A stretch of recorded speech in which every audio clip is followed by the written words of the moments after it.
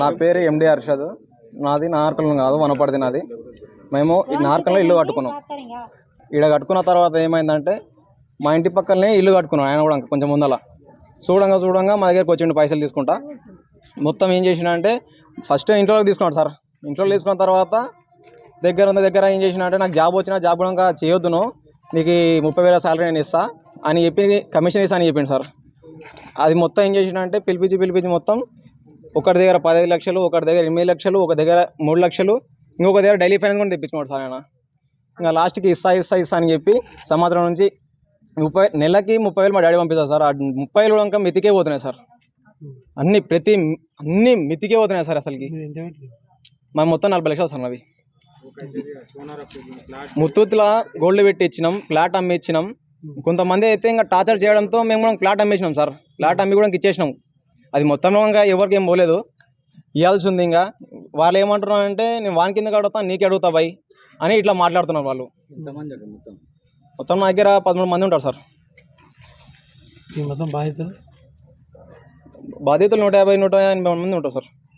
నాకు లాస్ట్ మూమెంట్లో తీసుకున్నాడు సార్. ఇది వచ్చేసి 1,30,000 ఇస్తా అని చెప్పి లాస్ట్ మూమెంట్లో వచ్చేసి 18 ఒకటి తీసుకున్నాడు, 11 1 లక్షలు ఎక్కువ తీసుకున్నాడు సార్. ఇవి మధ్యలో అయితే 10 రూపాయలు మితిలా కానీ చెప్పి 10 రూపాయలకి తీసుకుపోయిండు. ఒక 3-4 నెలలు బరాబర్ ఇచ్చిండు సార్. ఇచ్చిన తర్వాత ఏం చేసినా ఆశ పుట్టించిండు. ఆశ పుట్టించి నీకు ఇంటి ముందరనే ఇల్లు ఇప్పిస్తలే, ఇంటి ముందరనే ఫ్లాట్ ఇప్పిస్తలే, ఇంటి ముందరనే అని చెప్పి నమ్మకద్రోహం చెప్పింది సార్. ఏమవుతుంది మా దగ్గర ఇప్పుడు హాస్పిటల్స్కి ఏమన్నా అయితే పోనీకి కూడా అమౌంట్ లేదు మా దగ్గర. అన్ని ఖర్చు చేసి ఆయనకి ఇచ్చినాం, ఆయన భరోసా మీద ఇచ్చినాం. ఇప్పుడు మాకేం చేయాలో తెలియదు. సెటిల్మెంట్ చేపిస్తున్నామని ఆయన వచ్చిందని తెలిపిస్తే విలేకరి ఆయన వచ్చినాం మేము. ఆయన పిలిపించిందంట సెటిల్మెంట్ చేపిస్తా అని.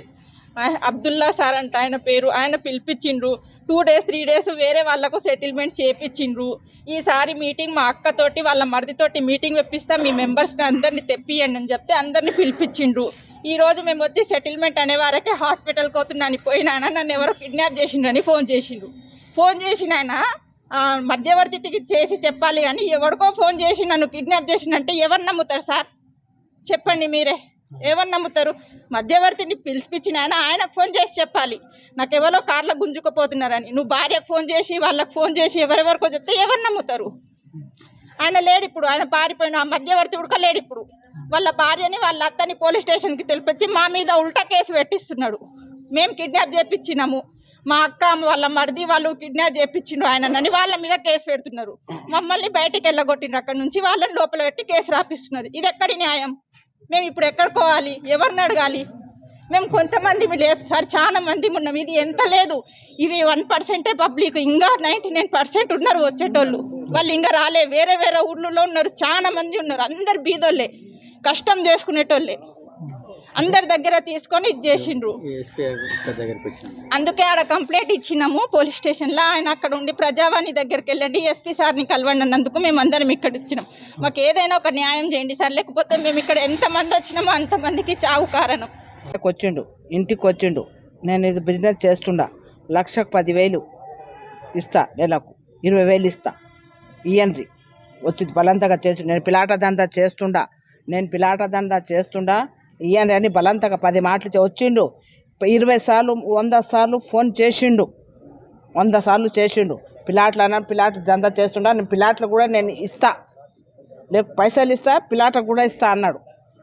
అది అయినాక మళ్ళీ సొమ్ములు ముత్తు ఫైనాన్స్లో పెట్టి తెచ్చుకుపోయిండు. ఆడే పెట్టిండు, ఆడే తీసుకుపోయిండు.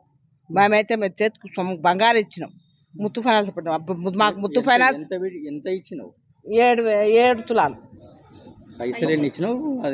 పైసలా 7 లక్షలు. నేను కాశీకి మక్కకు పోవాలని పెట్టుకున్నా, 4 లక్షలు అవి ఇచ్చిన. మళ్ళీ 3 లక్షలు వేరే ఉన్నాయి, అవి ఇచ్చిన. బంగారం కూడబెట్టి ఇచ్చిన బంగారం అని ఇస్తా అంత చూపిస్తా అని చూపించుడు.